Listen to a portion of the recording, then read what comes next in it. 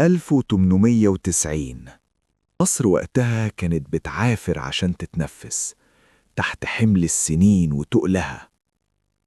في قلب القاهرة القديمة كانت الحكاوي بتتحكي بالهمس ورا الأبواب المقفولة، حكاوي عن بيوت بتفتح لوحدها كأن في إيد خفية بتزقها، عن ناس بيبلعهم الليل ولما بيرجعوا ما بيبقوش هم، وعن باب ملوش زي في درب الأحمر، لو هوبت ناحيته وفتحته انسى انك تقفله تاني. حتى الشيخ الضرير اللي كان ركن الحارة هو بيته كان دايما يوشوش لنفسه بصوت مرعوش: يا ستار يا رب استرها علينا يا كريم. دي قصة يوسف الكاتب، الراجل اللي طوعه فضوله يفتح الباب ده، والراجل اللي دفع التمن باب الظلام.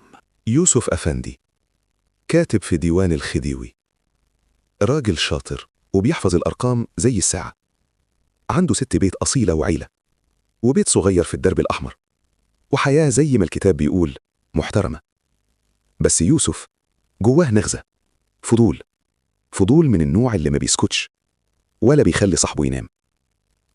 من وهو لسه عيل صغير وهو بيسأل ليه الكون اتخلق؟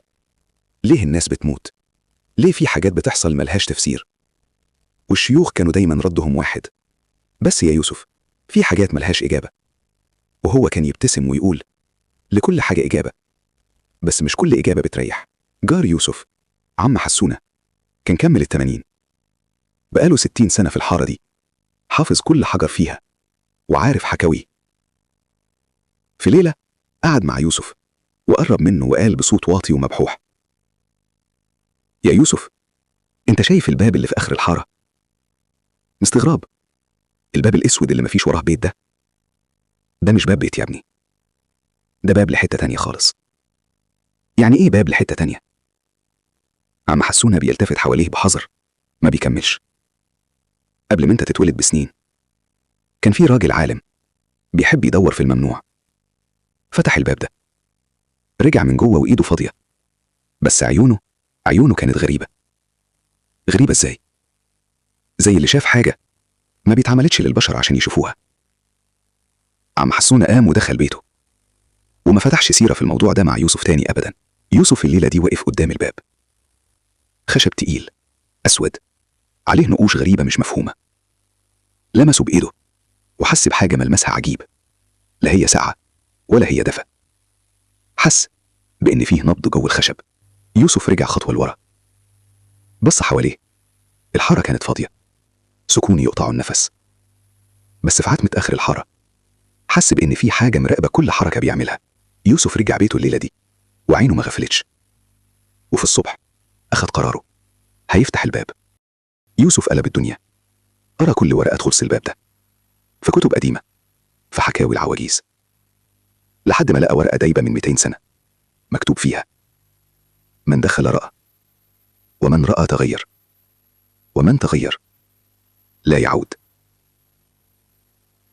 يوسف كتب في نوتته الخاصة: لا يعود ازاي؟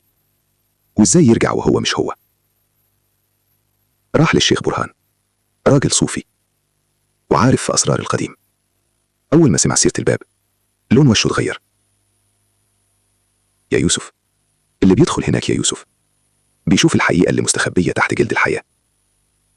يوسف، وده خير ولا شر؟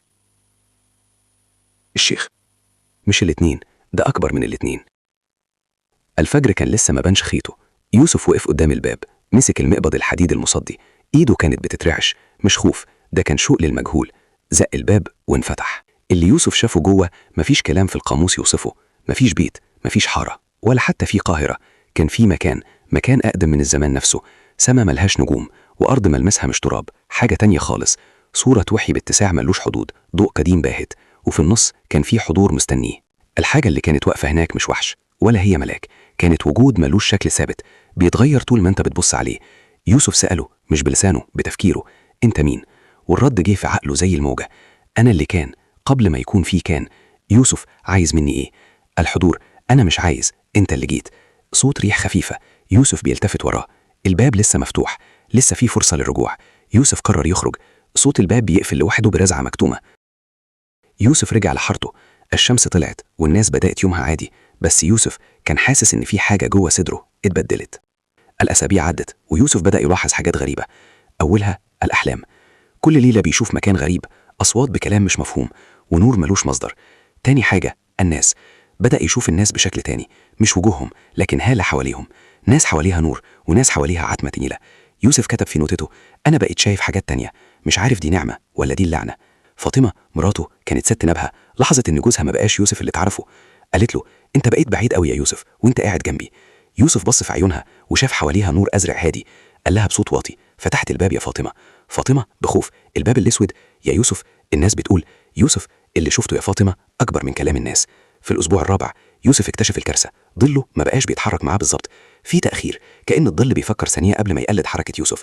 صورة ظل يوسف على الحيطة. يوسف وقف والظل كمل حركة لثانية وبعدين ثبت. يوسف جري على بيته وهو بيترعش وكتب جملة واحدة: الحاجة اللي شفتها هناك جزء منها خرج معايا.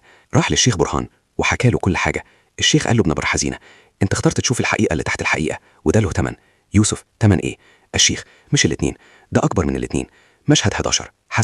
حسن ابنه، طفل عنده 6 سنين، كان هو كل دنيته. في يوم حسن دخل عليه الأوضة وقال ببراءة: بابا، هو مين الراجل اللي واقف وراك في الضلمة ده؟ يوسف اتجمد مكانه، مفيش حد في الأوضة. بص في الركن اللي الولد بيشاور عليه، لقى السماد هناك أتقل من أي حنة تانية. يوسف عارف إن الشيء اللي خرج معاه ما بقاش بس في ظله، ده بقى بيسكن بيته وبدأ يقرب من ابنه. يوسف قرر ينهي الحكاية، كتب كل اللي حصل فيه أوراقه، وفي الآخر كتب: يا إما أرجع الباب وأرد اللي أخدته، يا إما هخسر عيلتي، أنا راجع عشان حسن. في نص الليل والحارة ميتة، يوسف وقف قدام الباب اللي انفتح له كأنه مستنيه. دخل للمرة التانية، واجه الحضور.